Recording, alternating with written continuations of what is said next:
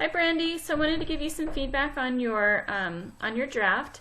My goodness, I am so impressed that you got back that many surveys. 100 students.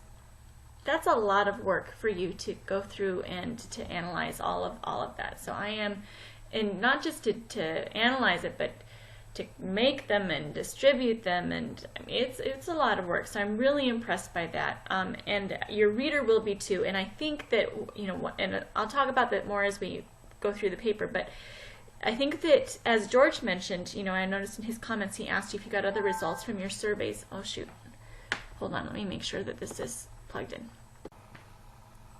Sorry about that. So I was going to say that precisely because you've done so much work here, and I think George had asked if you'd had other results that you could include.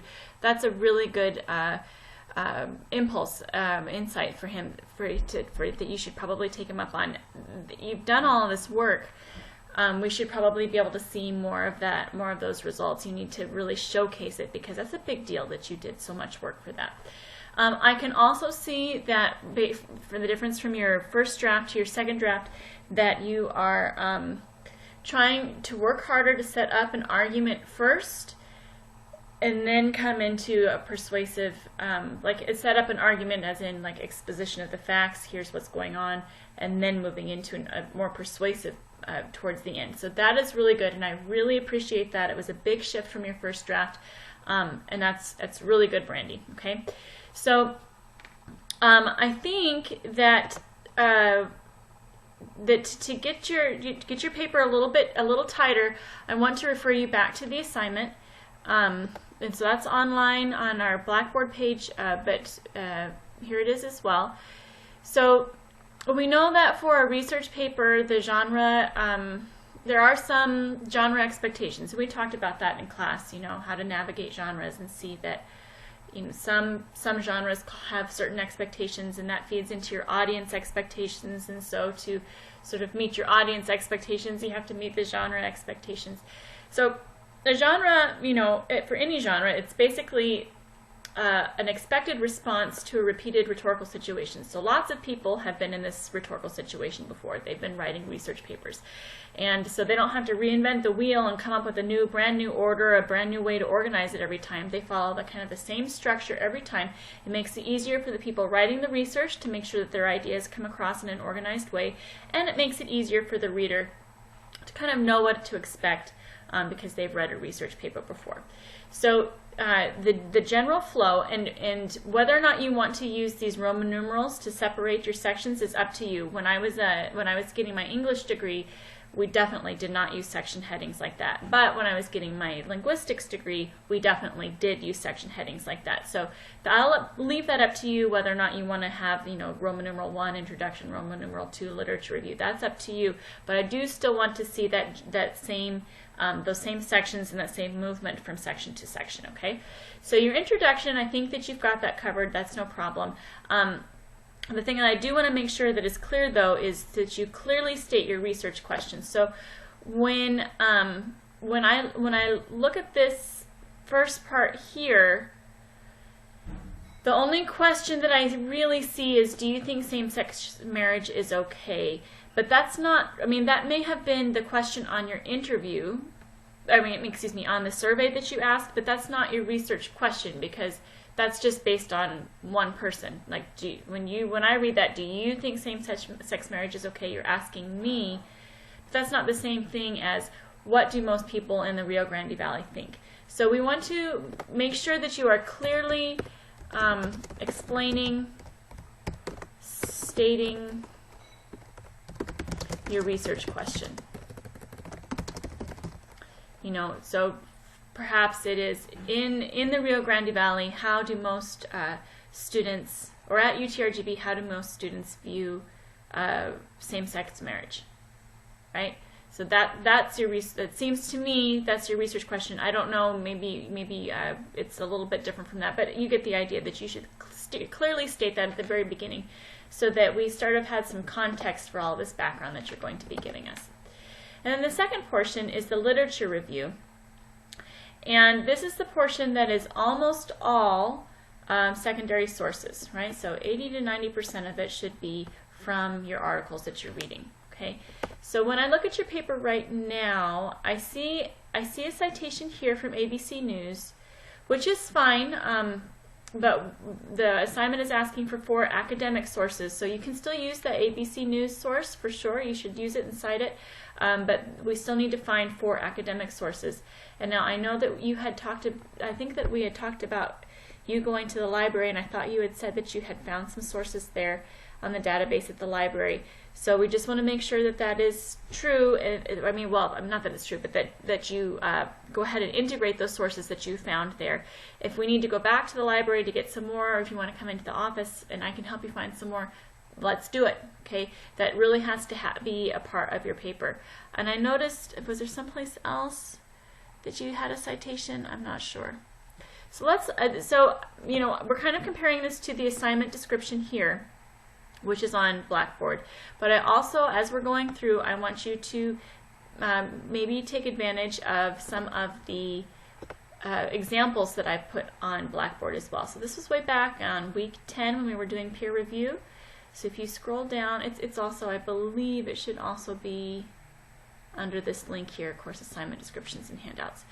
If you scroll down, you'll see again a brief description of the outline, the same one that we're looking at here in the assignment.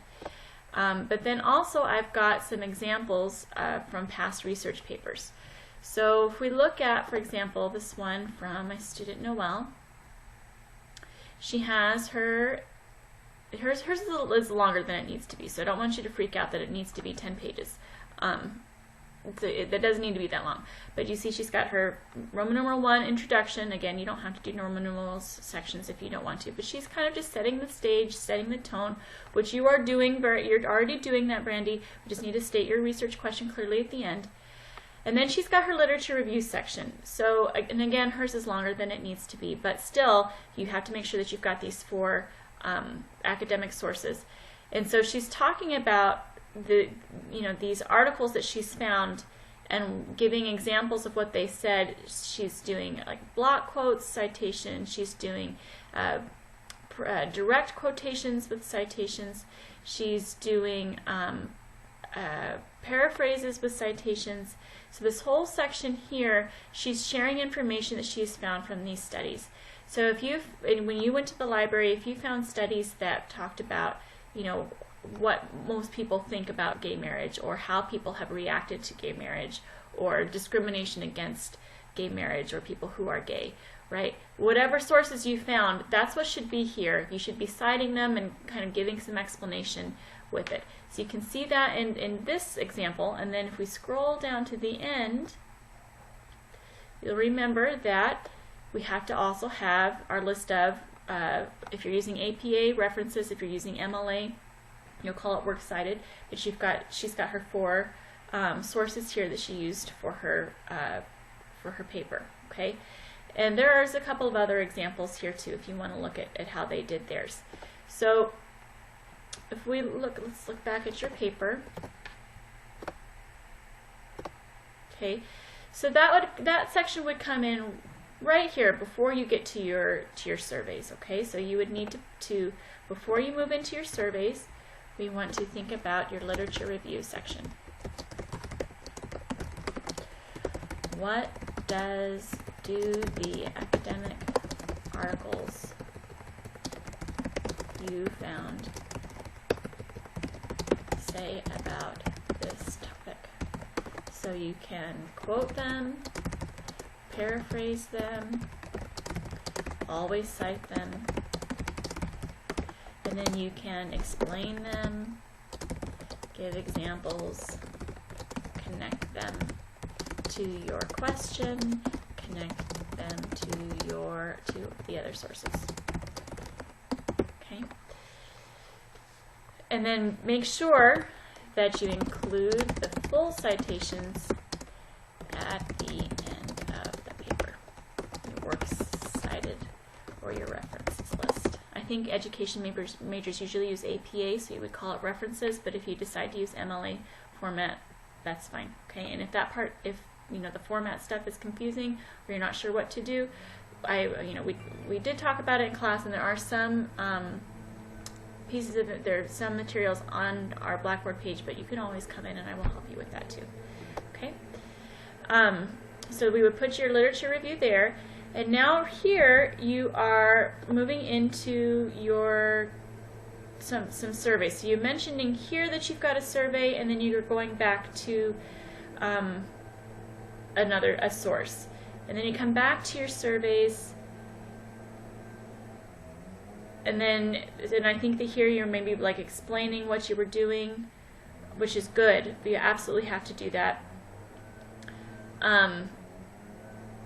So right now, and then you're kind of giving your results and then coming back to the survey. So it feels like this section is just a little bit mixed up, but you have the basics of what you need. So let's look at how we could shape that up a little more strongly. So after you do your literature review, you want to do your methods section, which is where you're just gonna, as directly as you can, you're going to say, to answer this research question, or to answer the research question of how do UTRGV students view gay marriage, or whatever your research question is, I used surveys, and I can see you doing that here, but you don't want to talk about your results here before you've actually described what you've done for your research. Okay, so before you give any of your results, you need to do the method section where you are just describing, to answer this research question, I did surveys. I distributed the surveys to 100 UTRGV students you can go ahead and explain that these were freshman students,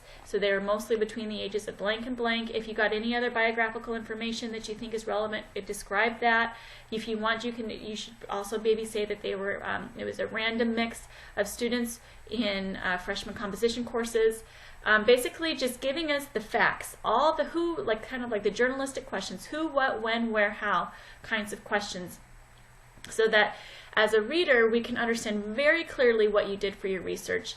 And that's good for us because it helps us to see, wow, look at the hard work she did, and wow, she was really thoughtful and thorough and objective, right? She wasn't being biased, she was being very objective. So you should be sharing the questions that were on the survey there too. So it helps us to believe you more, and it gives you more credibility as the author. It also is going to help us when you share those results. Now we will have some context, so now we understand. Okay, we understand all the things that she did for her surveys. So now we understand what these results actually mean, right? So it helps us understand the results. It also helps us if we wanted to replicate this survey ourselves. We would have kind of a blueprint here. So the methods section should be very direct.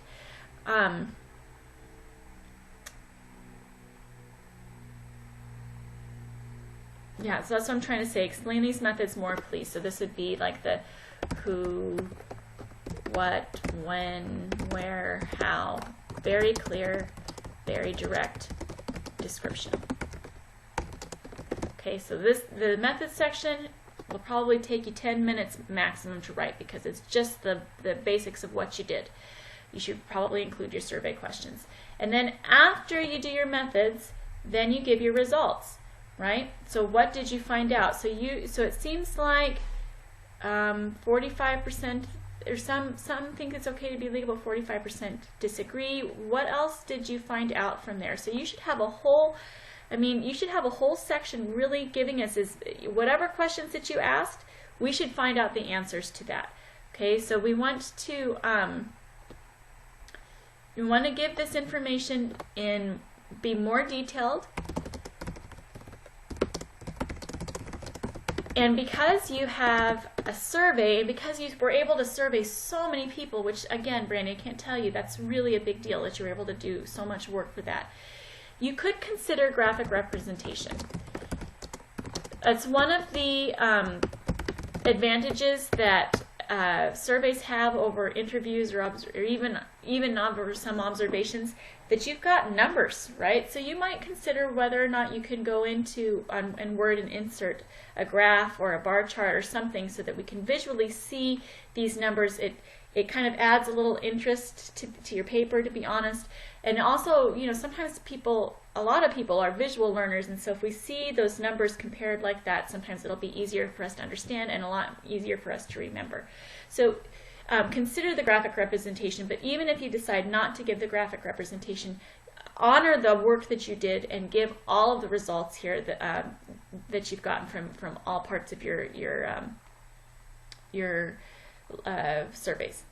Okay, and then after you've finished giving your results, then you can start in with your discussion. Now, I can see here that you're already starting to put together the results and the discussion. Like as you're giving results, you're discussing them. I'm okay with that if you want to do it that way. And in fact, the student examples that I showed you over here, they kind of did that here, that they mixed together in their results section. They gave the results and then they commented on the results as they were giving them. So if you want to do that, that's fine with me, but just be sure that you are still not skimping on any of your results, any of those details, and that if you're going to go ahead and bring in that discussion, that you're pulling in those ideas that you've already talked about in your literature review, right? So you're not necessarily coming up with whole new pieces of evidence. It's like the literature review, you set up this foundation for things for us to be able to think about, and now you're using them as tools to analyze your results. So you could say, just like as was stated in this source, we can see that the results at UTRGV fit in exactly that way. Or in contrary, maybe there's a big difference between what you found in the articles and what you found in your resources. In your surveys, right? So looking for how those compare so that you can make this analysis and then finally draw conclusions. So what basic conclusions can we draw from this results, from all of the articles that you read and all of the surveys that you conducted? What results can we conclude? What conclusions can we draw, rather? And what should be the next steps? Should there be more education for high school students for college students? Should there be more outreach? Should there be more support? Should there be more awareness campaigns? What should happen to alleviate this problem? So based on your results, if you found that really almost half of people thought that it was not okay, what should we do to address that? So at this point you can finally start to become more persuasive, okay? So like I said, I think that you've got the parts that you need. You did a ton of work with your surveys, so we want to take more time to see those results and to discuss those results. And discussing them and analyzing them is going to be much richer if you are basing it on the articles that you read for your literature review. So as I said, Brandi, that part is still kind of missing. Like I don't see those 4 academic sources. I only see this one sort of supplemental source from ABC News, which is not the same thing as an academic source. So that is one of the main outcomes for learning outcomes for the course, is that you're able to use those academic sources. So this paper, it can't pass if you don't have those sources in there. So you just really want to make sure that they get put in. Thank you. Make sure that they get put in, and if you're feeling anxiety about that or concerns about that, come in and I will help you, okay? You've got there's so much heart in this paper, and there's so much work that you've already done in terms of all those surveys in this paper. This paper can be really good, okay?